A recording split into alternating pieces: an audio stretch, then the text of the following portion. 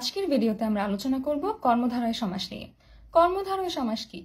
বিশেষণ ও বিশেষণ ভাবাপন্ন পদের সাথে বিশেষ্য বা বিশেষ্য ভাবাপন্ন পদের যে সমাস হয় তাকে আমরা বলি কর্মধারয় সমাস।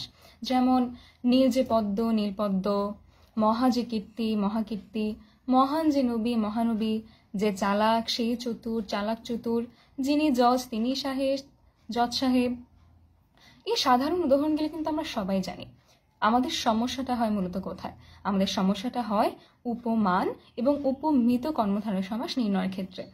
উপমান এবং উপমিত নির্ণয়ের ক্ষেত্রে আমরা সকলে অনেক কিছু পড়ি, পরোক্ষ বস্তু, তুলনীয় বস্তু, প্রত্যক্ষ বস্তু। বিশ্বাস করো, এত কিছু জানার কোনো প্রয়োজন নেই। তুমি শুধু এটুকু জানো, তুমি এটা খুঁজে বের করার চেষ্টা করো যে কোনটা বিশেষ্য কোনটা বিশেষণ। এখানে একটা মজার ব্যাপার হচ্ছে, উপমান কর্মধারয় সমাসটা গঠিত হয় একটা বিশেষ্য পদ এবং একটা বিশেষণ পদের মধ্যে। যেমন অরুণের ন্যায় রাঙা, অরুণ রাঙা। অরুণ মানে কি? অরুণ মানে হচ্ছে সূর্য, অর্থাৎ সূর্য একটা বিশেষ্য পদ। রাঙা, অপরদিকে রাঙা হচ্ছে বিশেষণ পদ, যেহেতু সাধারণ ধর্ম প্রকাশ করছে। অতএব অরুণের ন্যায় রাঙা, এটা হচ্ছে একটা উপমান কর্মধারয় সমাস। আবার ধরতে পারো কাজলের ন্যায় কালো, কাজল কালো। কাজল হচ্ছে একটা বিশেষ্য পদ, আর কালো সাধারণ ধর্ম প্রকাশ করছে, কৃষ্ণত্ব প্রকাশ করছে। কালো হচ্ছে একটা বিশেষণ পদ, অতএব কাজলের ন্যায় কালো, এটাও একটা উপমান কর্মধারয় সমাস। আরো উদাহরণ দিতে পারো, তুষারের ন্যায় শুভ্র, তুষার শুভ্র। তুষার, তুষার হচ্ছে একটা বিশেষ্য পদ, শুভ্র বা সাদা হচ্ছে বিশেষণ পদ, যেটা তোমরা সকলেই জানো। অতএব তুষার শুভ্র হচ্ছে আরো একটি উপমান কর্মধারয় সমাসের উদাহরণ।